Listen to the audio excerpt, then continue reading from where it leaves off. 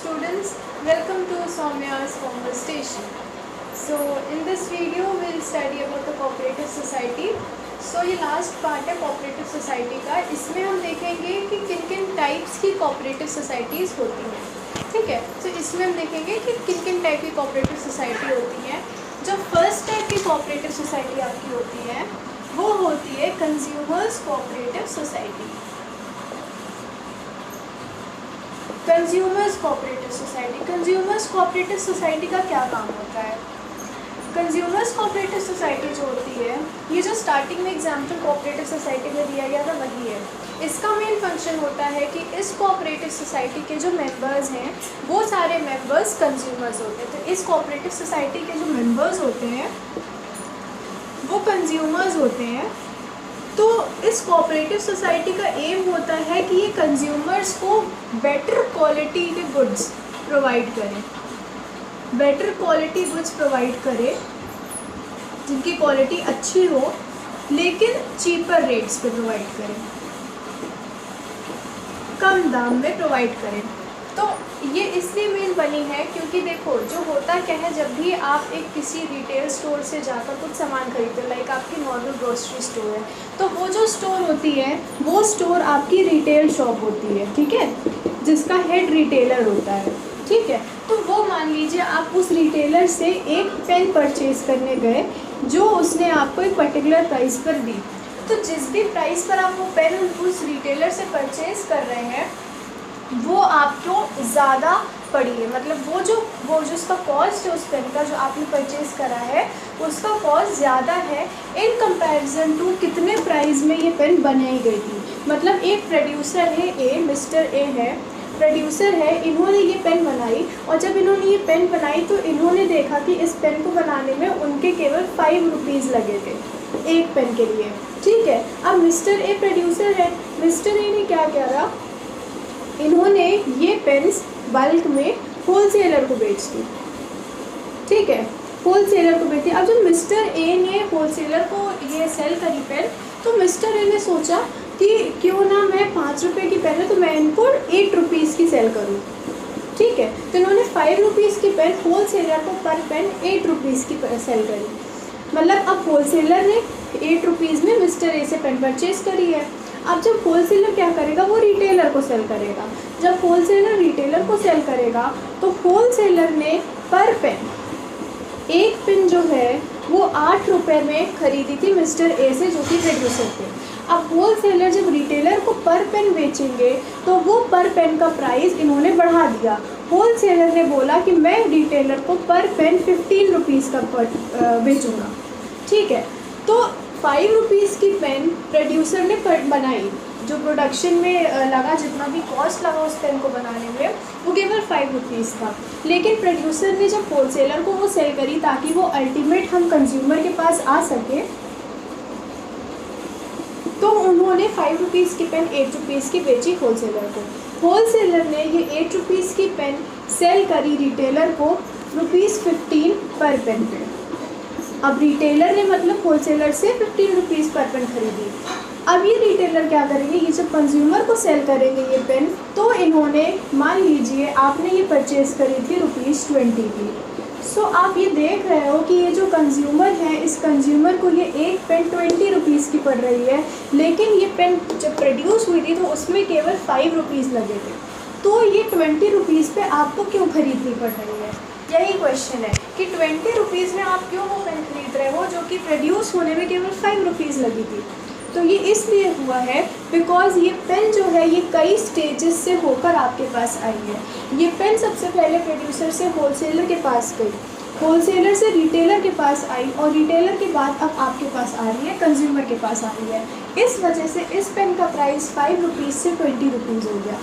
ठीक है, क्योंकि प्रोड्यूसर ने जब होलसेलर को एक ज़्यादा दाम पर बेचा तो प्रोड्यूसर ने यहाँ पर प्रॉफिट बनाया अपना. बिज़नेस क्यों करते हैं? बिज़नेस करते हैं प्रॉफिट के लिए, इसी को प्रॉफिट बोलते हैं। जितना आपका कॉस्ट लगा है किसी चीज़ को बनाने में या किसी गुड या सर्विस प्रोवाइड करने में, तो जब वो आप किसी को दोगे, जब आप अपने नेक्स्ट जो भी स्टेज है उसको जब प्रोवाइड करोगे, तो वो आप प्रॉफिट पर दोगे, तभी तो आपका बिज़नेस ग्रो करेगा। अगर ये 5 रुपीज़ की पेन 5 रुपीज़ की होलसेलर को सेल कर देते तो प्रोड्यूसर का कोई प्रॉफिट तो होना नहीं था। प्रॉफिट कितना होता है? प्रॉफिट का फॉर्मूला क्या होता है? प्रॉफिट का फॉर्मूला होता है selling price minus cost price, SP minus CP। तो सेलिंग प्राइस यहाँ प्रोड्यूसर ने जो सेल करा वो 8 रुपीज़ का सेल करा, ठीक है, और प्रोड्यूसर ने जो बनाया था, कॉस्ट इनका जो लगा था वो पेन बनाने में, मतलब उस पेन का जो भी उन्होंने रॉ मटेरियल मंगवाया था और जो भी पूरा प्रोडक्शन करवा के वो एक पेन बनाई थी, तो वो उस एक पेन का प्राइस उनका ₹5 लगा था। तो यहाँ पर देखो ये जो प्रॉफिट हो रहा है प्रोड्यूसर को 3 रुपीज़ का हो रहा है। सिमिलर चीज़ होलसेलर भी करेगा। जब होलसेलर का ये कॉस्ट प्राइस पेन का ₹8 पड़ा इस प्रोड्यूसर से परचेज करने पे, तो ये होलसेलर जब रिटेलर को सेल करेगा तो 15 रुपीज़ पर सेल कर रहा है।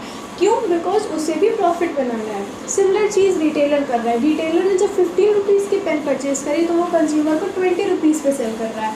सो मेन रीज़न यही है कि ये प्राइस इतना ज़्यादा इसलिए हो गया बिकॉज वो कई सारे लोगों से होकर गुजरा है। इन्हीं लोगों को, होलसेलर को एंड रिटेलर को, हम बोलते हैं मिडिलमैन। होलसेलर एंड रिटेलर जो हैं यही मिडिलमैन होते हैं, और ये जो मिडिलमैन होते हैं ये अपना प्रॉफिट बनाने के लिए उस पर्टिकुलर प्रोडक्ट का प्राइस बढ़ाते जाते हैं, ठीक है, ताकि उनका सेलिंग प्राइस ज़्यादा हो सके। एंड अल्टीमेट इफेक्ट इसका कंज्यूमर पे होता है क्योंकि उसको वो एक ज़्यादा प्राइस पे परचेज़ करनी होती है। पेन की क्वालिटी की अगर बात करी जाए तो पेन की क्वालिटी में कुछ एक्स्ट्रा ऐड नहीं हुआ है। पेन की क्वालिटी जो मिस्टर ए ने प्रोड्यूस करी थी वही क्वालिटी आप कंज्यूमर तक आ रही है, लेकिन फिर भी उसका प्राइस बढ़ गया बिकॉज यहाँ पर होलसेलर एंड रिटेलर जो है उन्होंने अपना प्रॉफिट बनाने के लिए उस पेन का प्राइस बढ़ा दिया। तो ये जो है कोऑपरेटिव सोसाइटी का ये काम है कि ये चीज़ ना हो हम कंज्यूमर्स के साथ, ये चीज़ ना हो हम कंज्यूमर्स के साथ। इन कंज्यूमर्स को बेटर क्वालिटी के प्रोडक्ट्स मिले, गुड्स मिले, लेकिन चीपर रेट्स में मिले। ये होता है कंज्यूमर कोऑपरेटिव सोसाइटी का मेन गोल। और ये चीज़, ये गोल अचीव करने के लिए कंज्यूमर कोऑपरेटिव सोसाइटी के जो मेंबर्स हैं, जो कंज्यूमर्स हैं, ये क्या करते हैं? ये परचेज़ करते हैं। अभी हम नॉर्मल कहाँ से परचेज़ करेंगे? हम एक रिटेलर से परचेज़ करेंगे, बट ये जो कोऑपरेटिव सोसाइटी के कंज्यूमर्स कोऑपरेटिव सोसाइटी है ये क्या करती है? ये डायरेक्टली प्रोड्यूसर से परचेज़ करेंगे। अब जब ये कंज्यूमर कोऑपरेटिव सोसाइटी प्रोड्यूसर से परचेज़ करेगी, देन उसको वो प्रोड्यूसर कितने में सेल कर रहा है? प्रोड्यूसर ने 5 रुपीज़ का बनाया बट 8 का सेल कर रहा है। सो प्रोड्यूसर इस कोऑपरेटिव सोसाइटी को एक पेन कितने की बेचेगा? ₹8 की, ठीक है। एंड ये कोऑपरेटिव सोसाइटी को जब एक पेन ₹8 की मिलेगी, देन इन कंज्यूमर्स को भी ये पेन ₹8 की ही मिलेगी। तो जो पेन एक कंज्यूमर रिटेल स्टोर से जाकर 20 रुपीज़ में परचेज़ कर रहा है, वही अगर वो एक इस कोऑपरेटिव सोसाइटी से परचेज़ करेगा तो उसको वो 8 रुपीज़ की पेन पड़ेगी। तो यही तो है, क्वालिटी आपकी बेटर है एंड रेट चीपर है। तो cooperative society, consumers cooperative society का यही काम होता है। इसका फंक्शन होता है टू एलिमिनेट मिडिलमैन। इसका जो गोल होता है, एलिमिनेट मिडिलमैन, मिडिलमैन को हटाना बीच में से। तो ये आपका फंक्शन होता है कंज्यूमर्स कोऑपरेटिव सोसाइटी का। अगर आप बात करें तो बहुत टाइप की कंज्यूमर कोऑपरेटिव सोसाइटी हमारे इंडिया में है। आप लोगों ने कई ब्रांड्स के नाम भी सुने होंगे। जो कंज्यूमर कोऑपरेटिव सोसाइटी इंडिया में आपकी बुक में एग्जाम्पल दिया गया, उसमें एक नाम बहुत ही कॉमन है और वो है मदर डेयरी। सो मदर डेयरी जो है वो एक कंज्यूमर्स कोऑपरेटिव सोसाइटी है, ठीक है। मदर डेयरी जो है आपकी, मदर डेयरी सबने सुनी है। मदर डेयरी हो गई आपकी, ये आपकी कंज्यूमर्स कोऑपरेटिव सोसाइटी है, ठीक है। तो कंज्यूमर्स कोऑपरेटिव सोसाइटी ये करती है। सेकंड जो आपकी आती है, सेकंड पर आते हैं, सेकंड कोऑपरेटिव सोसाइटी है इंडस्ट्रियल कोऑपरेटिव सोसाइटी, ठीक है। Industrial cooperative society, industrial cooperative society क्या है? इंडस्ट्री से रिलेटेड है। किससे रिलेटेड है? इंडस्ट्री से रिलेटेड है। इंडस्ट्री क्या होती है? इंडस्ट्री के बारे में आपने शुरुआत में ही पढ़ा है कि जो हमारा क्या कहते हैं, इंडस्ट्री के बारे में आपने शुरू में पढ़ा है कि जो हमारा बिजनेस होता है, बिजनेस के 2 ब्रांचेज होती हैं। क्या होती हैं? 2 ब्रांचेज होती हैं। First is industry and second is commerce. Industry का काम होता है प्रोडक्शन एंड कॉमर्स का काम होता है डिस्ट्रीब्यूशन। ये बात आपको फर्स्ट चैप्टर में पढ़ाई गई है। इंडस्ट्री का काम प्रोडक्शन एंड कॉमर्स का काम डिस्ट्रीब्यूशन। तो इंडस्ट्रियल कोऑपरेटिव सोसाइटीज़ इंडस्ट्रीज़ के लिए होती है। कौन सी इंडस्ट्रीज़ को कोऑपरेटिव सोसाइटी की ज़रूरत पड़ रही है? Small scale industries. जो आपकी स्मॉल स्केल इंडस्ट्रीज़ होती हैं वो इंडस्ट्रियल कोऑपरेटिव सोसाइटीज़ बनाती हैं। ठीक है, क्या आपकी बुक में दिया है कि industrial cooperative societies organised by small scale producers और आर्टिसंस, इसलिए ताकि वो जो इस मार्केट है, जो पूरी मार्केट है जहाँ पर पूरा बिजनेस चल रहा है, बाइंग एंड सेलिंग प्रोसेस चल रहा है, वहाँ पर कंपटीशन फेस करना और अपने गुड्स को प्रोड्यूस करना, सब जो काम उनका इंडस्ट्रियल काम हो रहा है मार्केट से रिलेटेड, वो इंडस्ट्रियल कोऑपरेटिव्स उन छोटी इंडस्ट्रीज़ को बढ़ाने के लिए, उनकी ग्रोथ के लिए बनती है। ठीक है, होता क्या है इसमें कि they are very useful for developing the small scale industries जो होती हैं, इन्हीं को हम बोलते हैं कॉटेज इंडस्ट्रीज़। ठीक है, कॉटेज इंडस्ट्री का यही मतलब होता है कि वो स्मॉल स्केल इंडस्ट्री, उनका जो बिज़नेस है वो बहुत ज़्यादा दूर दूर तक नहीं फैला हुआ है। इंडस्ट्रियल कोऑपरेटिव्स जो होती हैं, इनका दो नाम भी दिया गया, आपका दो नाम दिया गया। हाँ, एक है प्रोड्यूसर्स कोऑपरेटिव और एक है आपकी मैन्युफैक्चरर्स। देखो सेम वर्ड है, तो अगर आप ये बोलो कि इंडस्ट्रियल कोऑपरेटिव्स को प्रोड्यूसर्स या मैन्युफैक्चरर्स कोऑपरेटिव नाम क्यों दिया गया? बिकॉज इंडस्ट्री का फंक्शन प्रोडक्शन का होता है। इंडस्ट्री में क्या काम होता है? इंडस्ट्री में प्रोडक्शन का काम होता है, production of goods and services takes place in industry. So industry का नाम जो इंडस्ट्रियल कोऑपरेटिव्स को इसीलिए प्रोड्यूसर्स कोऑपरेटिव्स या मैन्युफैक्चरर्स कोऑपरेटिव्स भी कहते हैं। अब देखो होता है क्या, जो इंडस्ट्रियल कोऑपरेटिव्स होती हैं ये दो टाइप की होती हैं। इंडस्ट्रियल कोऑपरेटिव्स जो होती हैं, इनका जो फंक्शन है, जो करती हैं ये दो वेज में करती हैं। ठीक है, इसलिए ये दो टाइप की होती है, टू टाइप्स की होती हैं। क्या होता है, जो इसमें पहला टाइप है उसमें क्या होता है कि जो सोसाइटी के मेंबर्स हैं वो गुड्स को प्रोड्यूस करते हैं और फिर वो आउटपुट मार्केट में सेल करते हैं जाकर और प्रॉफिट्स को डिस्ट्रीब्यूट करते हैं। देखो होता क्या है, जो फर्स्ट टाइप की आपकी इंडस्ट्रियल कोऑपरेटिव है, इसके ये मेंबर्स हैं। ठीक है, इसके मेंबर्स हैं लाइक ए बी सी। अब ए बी सी मिलकर, ठीक है, अपना प्रोड्यूस करेंगे, कुछ ना कुछ कोई प्रोडक्ट को प्रोड्यूस करेंगे। ठीक है, कोई प्रोडक्ट है उसको ये लोग प्रोड्यूस करेंगे, ए बी सी मिलकर, इस इंडस्ट्रियल कोऑपरेटिव के मेंबर्स। जब ये लोग प्रोड्यूस कर लेंगे उस प्रोडक्ट को, कलेक्टिवली प्रोड्यूस करेंगे, तो ये सोसाइटी जो है ये सेल करेगी मार्केट में। मेंबर्स ने प्रोड्यूस कर दिया, अभी जो इंडस्ट्रियल कोऑपरेटिव सोसाइटी है ये इनके इस प्रोड्यूस को मार्केट में जाकर सेल करेगी। मार्केट का क्या मतलब है? पूरा बिजनेस वर्ल्ड, ठीक है, क्योंकि सेल किसको करेगी? कंज्यूमर्स। तो वो इंटरेक्शन होगा, ये प्रोड्यूसर है ये कंज्यूमर को सेल करेंगे जाकर, या होलसेलर को, रिटेलर को, जिसको भी करें, तो वो मार्केट में आ जाएंगे। मार्केट में जाकर ये अपने प्रोड्यूस को सेल करेंगे और इसके बाद जो इनको प्रॉफिट होता है, जो भी इनको प्रॉफिट होगा, वो प्रॉफिट ए को, बी को, सी को डिस्ट्रीब्यूट कर दे दिया जाएगा। तो फर्स्ट टाइप की इंडस्ट्रियल कोऑपरेटिव का फंक्शन होता है कि उसके मेंबर्स गुड्स को प्रोड्यूस करते हैं कलेक्टिवली मिलकर, एंड देन वो सोसाइटी उन गुड्स को, उनके प्रोड्यूस को मार्केट में जाकर सेल करती है, एंड उसके बाद जो भी उनको प्रॉफिट्स होते हैं वो प्रॉफिट्स उन मेंबर्स को डिस्ट्रीब्यूट कर दिए जाते हैं, बांट दिए जाते हैं वो प्रॉफिट्स। तो ये पहली टाइप की इंडस्ट्रियल कोऑपरेटिव सोसाइटी है। तो इसका क्या मेन है? इसका मतलब यही है कि ये गुड्स को जो है सेल करने का काम इनका मेन है। ठीक है, जो इनको प्रोड्यूस हुआ है इसको सेल करने का काम है, अच्छे से सेल हो जाए, कोई इसमें क्या कहते हैं, अब आगे आप पढ़ोगे सेलिंग का जो प्रोसेस होता है, आगे आपके डिपार्टमेंट्स और वो सब आएंगे, एंड 10th में और डिटेल में ये चैप्टर आपको मार्केटिंग और ये सब दिया गया, तो आपको वहाँ अच्छे समझ आए कि एक्चुअली में बाहर होता गया है। तो ये मार्केटिंग का काम करेंगे, बाहर जो सेलिंग करेंगे एंड प्रॉफिट्स को डिस्ट्रीब्यूट कर देंगे मेंबर्स के बीच में। ये सिंपल सा काम फर्स्ट टाइप की इंडस्ट्रियल कोऑपरेटिव्स का होता है। दूसरी टाइप की जो इंडस्ट्रियल कोऑपरेटिव्स होती हैं उनका क्या काम होता है? जो दूसरी टाइप की होती है, सेकेंड टाइप की है, they buy goods produced by the members independently and the profits are distributed in proportion to the goods sold by each member to the society।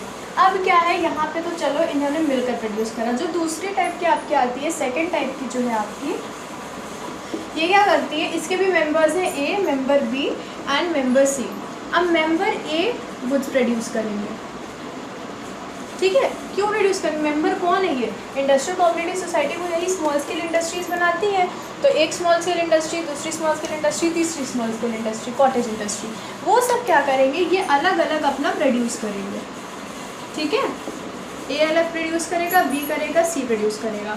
जब ये प्रोड्यूस कर लेंगे उसके बाद ये जो इंडस्ट्रियल कोऑपरेटिव सोसाइटी है ये इनसे इनके प्रोड्यूस को परचेज कर लेगी। ठीक है, इनका इंडिपेंडेंटली प्रोडक्शन ये करेंगे अपने गुड्स का, और ये कोऑपरेटिव सोसाइटी जाकर ए से परचेज़ कर लेगी, बी से परचेज़ कर लेगी, सी से परचेज़ कर लेगी। ठीक है, जो जब ये परचेज़ कर लेगी उसके बाद क्या करेगी, जो सोसाइटी के प्रॉफिट्स होंगे वो इन लोगों को बांट दिए जाएंगे। अब जो इस सोसाइटी में प्रॉफिट होगा वो profit mister A, mister B, mister C को दे दिए जाएंगे, प्रॉफिट्स डिस्ट्रीब्यूट कर दिए जाएंगे। किस बेसिस पर कि किससे जो है उस कोऑपरेटिव सोसाइटी ने कितना गुड्स परचेज़ करा। अगर उस कोऑपरेटिव सोसाइटी ने ए से ज़्यादा गुड्स परचेज़ करे तो प्रॉफिट्स में ज़्यादा पार्ट ए को मिल जाएगा, अगर बी से थोड़े कम परचेज़ करें तो उनको उस हिसाब से प्रॉफिट शेयर मिलेगा। सी को उनसे जितना परचेज़ करे गए हैं गुड्स जितने क्वान्टिटी में, उस हिसाब से सी को प्रॉफिट डिस्ट्रीब्यूट करके प्रॉफिट में शेयर दिया जाएगा। तो अब ये होता है सेकंड टाइप के इंडस्ट्रियल कोऑपरेटिव का। अब थोड़ा पीछे चलते हैं। पीछे हमने क्या पढ़ा था, डिस्ट्रीब्यूशन ऑफ सरप्लस। ये एक आपका आपने कोऑपरेटिव सोसाइटी में 2-3 जगह ये आया है, डिस्ट्रीब्यूशन ऑफ सरप्लस, कि सरप्लस एक कोऑपरेटिव सोसाइटी कैसे डिस्ट्रीब्यूट करेगी। और उसमें ये था कि मेंबर्स ने जितना काम करा होगा या कोऑपरेटिव सोसाइटी के साथ जितने ट्रांजैक्शंस करे होंगे उस हिसाब से उस मेंबर को प्रॉफिट्स में पार्ट दिया जाएगा, शेयर दिया जाएगा। वही चीज़ यहाँ हो रही है। इस केस में, सेकंड केस में क्या हो रहा है, ए, बी और सी अलग अलग अपना गुड्स प्रोड्यूस कर रहे हैं, कोऑपरेटिव सोसाइटी सबसे अलग अलग परचेज़ कर रही है, जिनसे जितना परचेज़ करेगी, मतलब जितना ट्रांजैक्शन एक पर्टिकुलर इंसान के साथ होगा, एक पर्टिकुलर मेंबर के साथ होगा, प्रॉफिट्स में से उस हिसाब से रेशियो उनको दिया जाएगा। यही था बिजनेस ट्रांजैक्शन सोसाइटी के साथ क्या करना है, वो यही आपका था। इस केस में यही था। इस केस में क्या था, ए, बी, सी ने मिलकर प्रोड्यूस करा है, उसको कोऑपरेटिव सोसाइटी बाहर मार्केट में सेल करेगी, प्रॉफिट लेगी, इनमें डिस्ट्रीब्यूट कर देगी। ठीक है, इसमें क्या था, ए, बी, सी ने अलग अलग प्रोड्यूस करा है, कोऑपरेटिव सोसाइटी सबसे परचेज करेगी और प्रॉफिट्स को डिस्ट्रीब्यूट कर देगी उस बेसिस पर कि किस पर्टिकुलर मेंबर से उसने कितना परचेज करा है। तो ये सेकंड टाइप की इंडस्ट्रियल कोऑपरेटिव सोसाइटी थी। ठीक है, अभी इतने डीप में जाने की वैसे ज़रूरत है नहीं, बिकॉज इतना डिटेल में नहीं पूछा जाएगा, बट समझने में कोई नहीं है।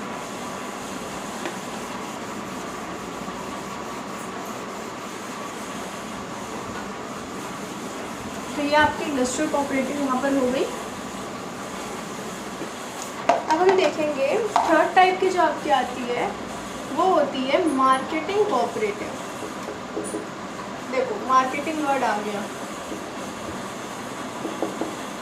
मार्केटिंग कोऑपरेटिव क्या करती है, मार्केटिंग कोऑपरेटिव काम करती है मार्केटिंग का, मार्केटिंग कोऑपरेटिव काम करती है मार्केटिंग का। मार्केटिंग क्या होती है, बहुत बड़ा प्रोसेस है, 10th क्लास में और अच्छे से पढ़ाया जाएगा। मार्केटिंग का सिंपल आप समझ लीजिए, buying and selling, buying and selling. ठीक है, बाइंग एंड सेलिंग का जो काम होता है, कैसे आप मार्केट में परचेज करोगे, सेल करोगे अपने सामान को, उसी को मार्केटिंग कहते हैं। ठीक है, यही अभी तक चलो। मार्केटिंग कोऑपरेटिव का ये काम है कि पहली बात तो ये बनाते कौन है, मार्केटिंग कोऑपरेटिव बनाते हैं आर्टिसंस या फिर स्मॉल स्केल के प्रोड्यूसर्स।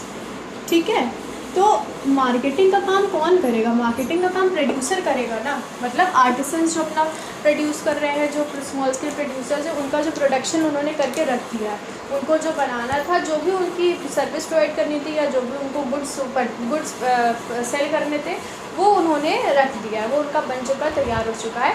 अब उस गुड की मार्केटिंग कैसे करी जाएगी और इसमें इन आर्टिसंस को या स्मॉल स्केल प्रोड्यूसर्स को कोई डिसएडवांटेज ना हो, कोई इनको कुछ इनके साथ गलत ना हो, स्मूथली इनके सारे फंक्शन आगे के हो जाए मार्केट में, जो कि बहुत कॉम्प्लेक्स है, इसलिए मार्केटिंग कोऑपरेटिव्स बनी है। वो इनके इस प्रोड्यूस को बाहर मार्केट में सेल करने में, और मार्केटिंग रिसर्च करने में बहुत सारी फीचर्स होते हैं, बहुत सारे फंक्शंस होते हैं मार्केटिंग के, अपने सारे फंक्शंस करने में हेल्प करती है इन स्मॉल स्केल प्रोड्यूसर्स की और आर्टिसंस की जिनको ज़्यादा इस मार्केटिंग के बारे में नॉलेज नहीं है।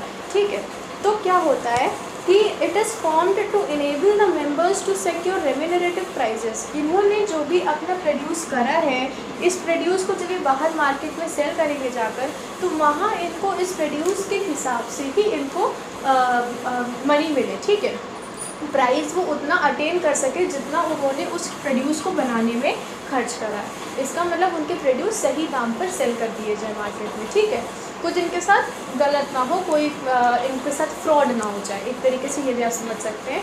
इनके गुड्स का अच्छे से सेलिंग का काम हो जाए मार्केट के अंदर, ये काम हेल्प करती है मार्केटिंग कोऑपरेटिव्स। फिर क्या है कि it helps to improve the bargaining power and competitive position. कई सारे फंक्शन, ट्रांसपोर्टेशन कैसे करना है, वेयर हाउसिंग कहाँ करनी है, एडवर्टाइजमेंट कैसे करना है गुड्स का, यही सारे जो कॉमर्स के फंक्शंस होते हैं, डिस्ट्रीब्यूशन के फंक्शंस होते हैं। प्रोडक्शन का काम इन्होंने कर दिया है, डिस्ट्रीब्यूशन का काम कैसे होना है, सही से हो जाए, प्राइस उनको मिल जाए, मार्केटिंग रिसर्च हो जाए, ट्रांसपोर्टेशन, वेयर हाउसिंग, ये सारी चीज़ें अच्छे से हो जाए इन स्मॉल स्केल प्रोड्यूसर्स की, यही मार्केटिंग कोऑपरेटिव्स करती है। मार्केटिंग कोऑपरेटिव्स का यही काम है इन सबको, इन चीज़ों में सपोर्ट करना। कोऑपरेटिव सोसाइटी सबसे पहले बताया गया था कि उनका मेन सर्विस मोटिव होता है, वो चाहती है कि उनके मेंबर्स जो हैं उस मार्केटिंग कोऑपरेटिव के, उनको उनके साथ कुछ डिसएडवांटेज ना हो, mutual self help, each for all and all for each इसका मोटो है। ठीक है, तो उसी बेसिस पर मार्केटिंग कोऑपरेटिव्स इनको असिस्ट करती हैं। तो ये आपका हो गया मार्केटिंग कोऑपरेटिव्स। अब आता है cooperative farming societies. Cooperative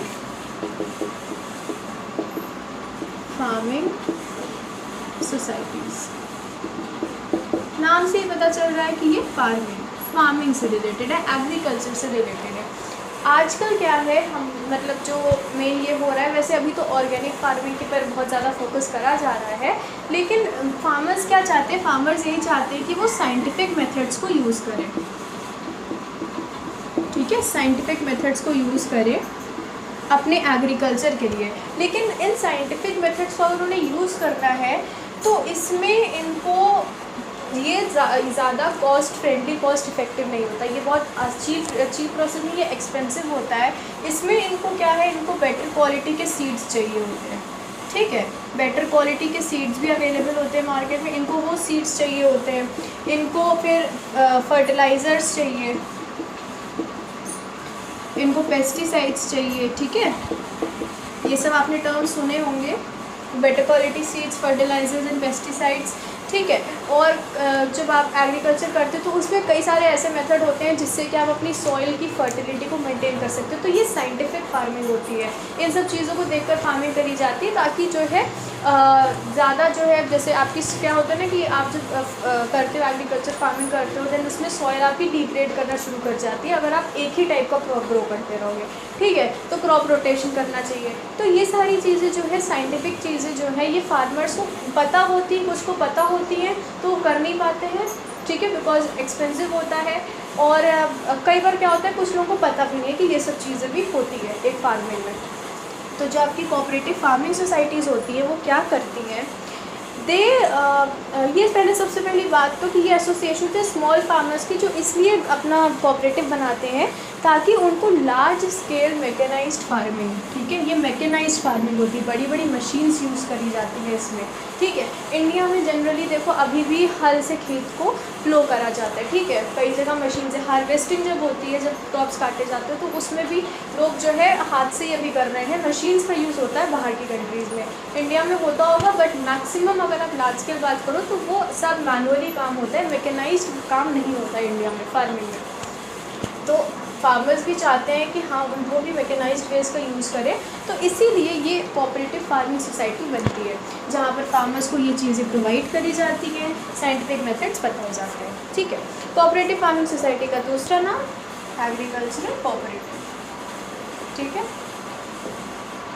cooperative farming society का दूसरा नाम है एग्रीकल्चरल कोऑपरेटिव। यह आपका कोऑपरेटिव फार्मिंग सोसाइटीज़ हो गया। कोऑपरेटिव फार्मिंग सोसाइटीज़ के बाद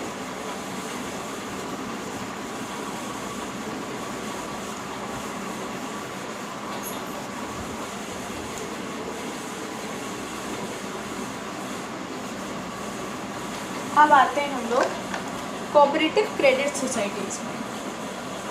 कोऑपरेटिव क्रेडिट सोसाइटीज़, क्रेडिट क्या होता है? ये कौन सी cooperative society? Credit society. Credit का सिंपल मतलब लोन्स। देखो अब कोऑपरेटिव क्रेडिट सोसाइटीज़ क्यों बनाते हैं? देखो बहुत से लोग हैं, जैसे अगर आप बात करो स्पेशली रूरल इंडिया की, जो रूरल एरियाज़ हैं हमारी कंट्री के, विलेजेस हैं, वहाँ पर क्या होता है कि लोगों को अगर लोन्स की ज़रूरत होती है तो वो क्या करते हैं, मनी लेंडर्स के पास जाते हैं। जनरली यहाँ भी फार्मर्स होते हैं मैक्सिमम, मनी लेंडर्स के यहाँ जाते हैं। और मनी लेंडर क्या करता है, वो उनसे कहता है कि मनी लेंडर जो है वो उनको लोन तो प्रोवाइड कर देता है, उनको लोन दे देता है फार्मर्स को, या फिर जो और विलेजर्स हैं आपके, या फिर अगर आप सही टर्म यूज़ करो तो लो इनकम पीपल, जो लो इनकम ग्रुप है हमारा, वो लोगों को ये मनी लेंडर्स लोन्स तो प्रोवाइड कर देते हैं, लोन्स प्रोवाइड कर देते हैं, लेकिन इनसे बहुत ज़्यादा इंटरेस्ट मांगते हैं। जो इनसे इंटरेस्ट चार्ज करते हैं वो बहुत ही ज़्यादा हाई रेट्स का होता है। और कई बार क्या होता है कि ये लोग अपना इंटरेस्ट पे करते करते इन लोगों की जनरेशन्स चली जाती हैं, लेकिन ये मनी लेंडर्स का इंटरेस्ट नहीं पे हो पाता है, बिकॉज ये गेम खेलते हैं। ये क्या करते हैं, ये अकाउंट्स मैनिपुलेट कर देते हैं। ये कह देते हैं कि नहीं आपने ये पे नहीं करा, और फिर और उन सबको क्या कहते हैं, जो भी लो इनकम पीपल हैं, फार्मर्स हैं, विलेजर्स हैं, इनको बुद्धू बना देते हैं, आप ये कह सकते हो, ठीक है। और इसकी वजह से क्या होता है कि ये अपना ज़िंदगी भर और जनरेशन इनके लोन्स जो है मनी लेंडर्स को ये पे करते रह जाते हैं, ये होता है। तो मनी लेंडर्स इनको एक्सप्लॉइट करते हैं, मनी लेंडर्स ऐसे लोगों को एक्सप्लॉइट करते हैं। विलेजर्स जो हैं वो मनी लेंडर्स के पास ही लोन लेने ज़्यादा से ज़रूरी समझते हैं, उनको यही सही लगता है, बिकॉज उनकी एक आदत है कि जो उनका चला आ रहा है वो उसी को कंटिन्यू करना चाहते हैं। विलेजर्स में ऐसी एक आप बोल सकते हो, मैक्सिमम विलेजर्स में ऐसा होता है कि they don't want to change, वो चेंज नहीं होना चाहते हैं और नई चीज़ों से नहीं अडाप्ट होना चाहते, तो उनको ये मनी लेंडर्स से लेना उनको ज़्यादा प्रेफरेबल रहता है, उनको ज़्यादा एडवांटेजेस लगता है, जबकि मनी लेंडर्स उनको एक्सप्लॉइट करते रहते हैं। तो क्या होता है, जैसे किसी की कहीं पर शादी है या फिर किसी को अपने लैंड खरीदना है, ठीक है, उसके लिए मनी लेंडर्स कर जाते हैं, मनी लेंडर्स इनको एक्सप्लॉइट करते हैं। तो अब आती है cooperative credit society. Cooperative credit society कहती है कि हम आपको लोन देंगे, इसके जो मेंबर्स होते हैं उन मेंबर्स को ये लोन प्रोवाइड करते हैं। जैसे कि बैंक्स होते हैं, बैंक्स में आप अपने जो मनी है वो डिपॉजिट करके सेव करते हो, ठीक है, तो ये भी कहती है कि आप भी हमारे में सेविंग करो, ठीक है, सेविंग्स करो। और सेविंग्स करने से आप में सेव करने की जो सेविंग्स एंड थ्रिफ्ट की जो क्वालिटी है ये होनी चाहिए, सबको सेविंग्स करनी चाहिए। तो सेव ऐसे बैंक्स जब रहेंगे तो वहाँ पे आप सेव अच्छे से कर सकोगे, ठीक है। घर में सेव अगर आप करोगे तो जनरली वो चीज़ आप स्पेंड कर देते हो वो अमाउंट मनी का, बट अगर बैंक्स में देन वो सेव रहता है। तो ये कहते हैं कि हाँ भी आपको लोन्स प्रोवाइड करेंगे, आप सेविंग्स करो, थ्रिफ्ट की जो फील आपके क्या कहते हैं, सेविंग और थ्रिफ्ट इम्पॉर्टेंट है, ठीक है। क्या इसमें दिया गया है कि सेविंग एंड थ्रिफ्ट की जो हैबिट है वो उसमें प्रमोट करते हैं ऐसे लो इनकम वालों में, ठीक है, और उनको इन मनी लेंडर्स की एक्सप्लॉयटेशन से बचाते हैं। ये लोन्स प्रोवाइड करते हैं बहुत ही लो रेट्स ऑफ इंटरेस्ट पे, ठीक है, बहुत ही लो रेट ऑफ इंटरेस्ट पे ये जो है क्रेडिट प्रोवाइड करते हैं, मतलब लोन्स प्रोवाइड करते हैं इनके मेंबर्स को। जो क्रेडिट कोऑपरेटिव सोसाइटीज़ होती हैं जब इनको फार्मर्स बनाते हैं, देखो क्रेडिट कोऑपरेटिव सोसाइटी अगर फार्मर्स की एसोसिएशन है तो उसको अलग नाम दिया गया, उसको बोला जाता है रूरल क्रेडिट कोऑपरेटिव्स, या फिर अब मेन फार्मर्स की बात होती है, एक नाम दिया गया है rural credit societies, rural credit cooperatives, एक है आपका land mortgage banks. Land mortgage banks क्या होता है? लैंड का मतलब आपका लैंड ज़मीन, मॉर्टगेज का मतलब होता है गिरवी रखना, गिरवी रखना, ठीक है। तो क्या होता है कि जो आपके में क्या दिया है कि इनको रूरल क्रेडिट कोऑपरेटिव्स बोलते हैं, लैंड मॉर्टगेज बैंक्स बोलते हैं। मतलब कि क्या कहते हैं फार्मर से, क्योंकि देखो जब भी आप किसी बैंक से लोन लेने जाओगे देन आपको आप जब लोन लोगे तो वो कहेंगे कि आप कुछ सिक्योरिटी यहाँ पर रख कर जाइए, या तो आप अपनी ज्वेलरी रख दो या आप कोई अपनी प्रॉपर्टी है उसको रख दो, ताकि हमारे पास रहे कि हाँ आपकी ये प्रॉपर्टी हमारे पास है, अगर आप लोन पे नहीं करोगे तो वो हमारी हो जाएगी। ऐसा होता है। तो यही इसमें भी है ट्रेड कोऑपरेटिव सोसाइटीज़ में, जो आपकी इस लैंड मॉर्टगेज बैंक से फार्मर्स के पास क्या होता है, फार्मर्स के पास लैंड होता है उनका, तो ये बैंक्स कहते हैं कि आप सिक्योरिटी के उसमें हम अपने लैंड को गिरवी यहाँ रख कर चले जाइए लोन के बदले, और हम आपको लोन दे देंगे। तो इसलिए जो स्पेशली ये फार्मर्स के जो रूरल क्रेडिट कोऑपरेटिव है, इसको दूसरा नाम लैंड मॉर्टगेज बैंक्स इसीलिए दिया गया है because they are asked to mortgage their land. वो कहते हैं कि आप अपने लैंड को गिरवी रख दीजिए, आपके जो फील्ड्स हैं उनको आप गिरवी रख दीजिए। ठीक है, ये आपका हो गया। उसके बाद है क्रेडिट कोऑपरेटिव्स जो अर्बन एरियाज़ में। अब देखो ज़रूरी नहीं कि आपके केवल low income people rural areas में हो, हर टाइप के लोग हर जगह आपको मिलते हैं। अर्बन एरियाज़ में भी आपको middle income low income people होते हैं, उनके लिए अर्बन एरियाज़ में अर्बन कोऑपरेटिव्स बनाए जाते हैं। ठीक है, तो ये आपका हो गया कोऑपरेटिव क्रेडिट सोसाइटीज़। अब हम आते हैं नेक्स्ट टाइप में, and I think this is the last type of cooperative. This is cooperative housing societies. Cooperative housing societies ये क्या होती है? ये कौन सी कोऑपरेटिव है? हाउसिंग। हाउसिंग का क्या मतलब होता है? हाउसिंग का मतलब होता है हाउसेस, या फिर और अच्छा वर्ड अगर यूज़ करना है तो रेजिडेंस। ठीक है, तो रेजिडेंशियल सर्विसेज रेजिडेंस प्रोवाइड करना, क्या इसमें है कि such societies are form to provide residential accommodation to their members.